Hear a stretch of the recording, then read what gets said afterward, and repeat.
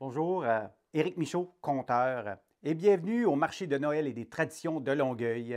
Et justement, parlant de traditions, on va regarder quelques-unes de nos traditions du temps des fêtes, hein. Peut-être vous êtes du genre, là, quand novembre arrive, là, vous ne pouvez plus, c'est là, je veux sortir mes décorations de Noël, puis je veux me mettre dans l'esprit de Noël. C'est de ça qu'on va parler. Probablement, si vous regardez ça, vous aimez déjà. Il faut commencer avec le sapin de Noël, hein. Le sapin de Noël, déjà dans les années 1700, la tradition est pas mal déjà établie en Allemagne. On appelle ça le Christbaum ou l'arbre du Christ. Mais c'est à Sorel, hein, au Québec, que l'arbre de Noël va voir sa première apparition en Amérique du Nord. La veille de Noël 1781, chez la baronne Riedesel,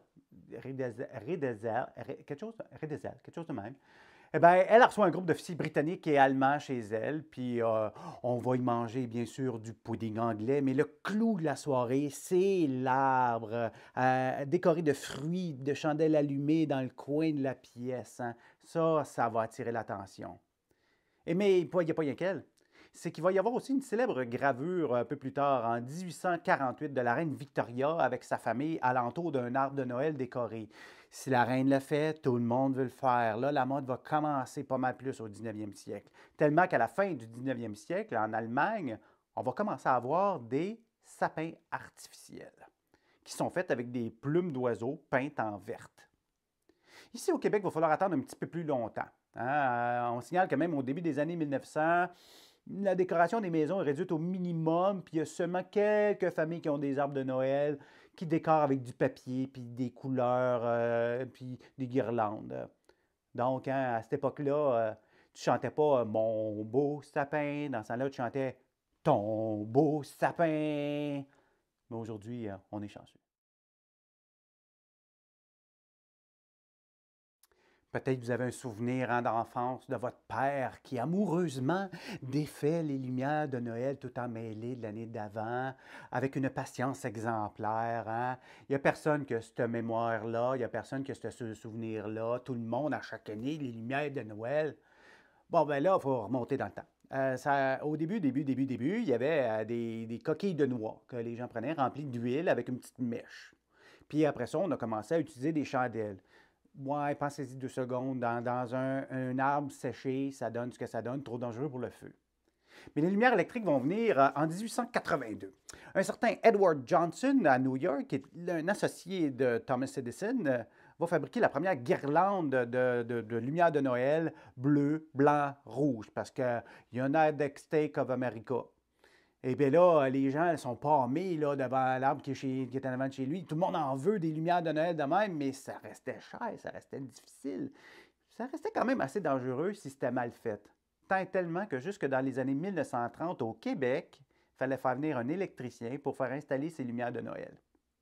Puis regardez comment que votre père est en train de les démêler présentement. Probablement qu'il va falloir un électricien, vous autres aussi.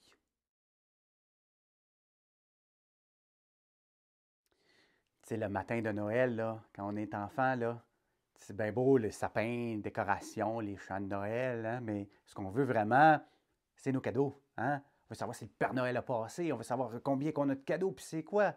Puis ça vient d'où, ça, de recevoir des cadeaux? Il faut remonter au premier genre de Noël, là, celui qui a parti tout ça, c'est-à-dire Jésus.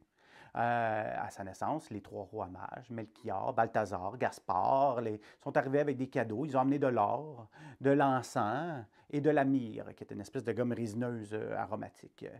Tu sais, ce qu'un enfant aime vraiment recevoir, là, de l'encens puis de la myrrhe. En tout cas, c'est un peu l'origine de se donner des cadeaux qui viennent d'eux autres. Au Canada, la coutume de donner des cadeaux à Noël, c'est assez récent. Au début de la Nouvelle-France, jusqu'au 19e siècle, la distribution des étrennes, ça ne fait pas à Noël. Les étrennes, ce sont les cadeaux. Ça se fait au jour de l'an. Là, les gens se donnent des cadeaux au jour de l'an.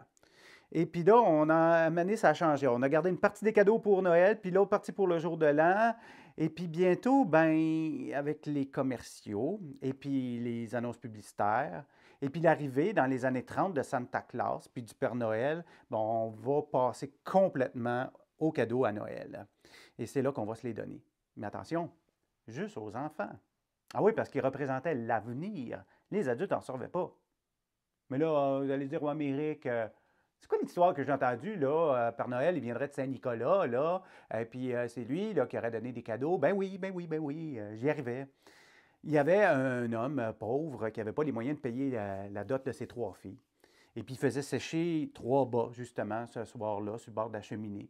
Et le bon Saint-Nicolas, pour l'aider, serait rentré dans la maison, hein, on appelle ça une entrée avec effraction, et aurait déposé trois boules d'or dans les bas, comme ça, pour payer la dot des trois filles. Quand même chanceux, hein? Hein, c'est plus ça. Mais les oranges qu'on donnait dans les bas viennent de cette tradition-là. Là, peut-être qu'il y en a qui vont dire: Ah ouais, mais les oranges, c'est dans le temps de mon grand-père, dans le temps de ma grand-mère, on en donne à peu près plus. Ben, je vous dirais, c'est pas un mauvais cadeau à faire des oranges, hein?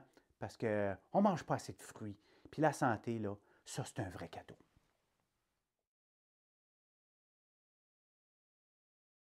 En conclusion, comme vous venez de voir, on a beaucoup de traditions, hein, au Québec qui nous viennent d'un petit peu partout, et puis on a mis ça à notre sauce, à notre couleur. Mais on a quelque chose qui est bien à nous, c'est-à-dire d'être des gens de fête, hein? Puis on a-tu toujours été comme ça? Ben, il semble que oui. En 1645, on peut lire dans les Relations des Jésuites, ça, c'est les Jésuites faisaient un rapport annuel comme ça. Donc, le jour de Noël, 1645, dans la nuit, il y a deux Français qui s'enivrent, qui boivent et puis qui font scandale. Ben, le gouverneur, pour les punir, va les faire mettre sur un chevalet, une espèce de cheval de bois exposé dehors à un vent du nord-est épouvantable pour qu'il dégrise. C'était une façon de souhaiter joyeux Noël, je présume, à l'époque. Et voilà, ça fait le tour de nos traditions, bon, en général, mais je pense que je me garde la plus simple pour la fin, celle d'avoir le privilège de vous souhaiter à vous tous un très joyeux Noël et une bonne année.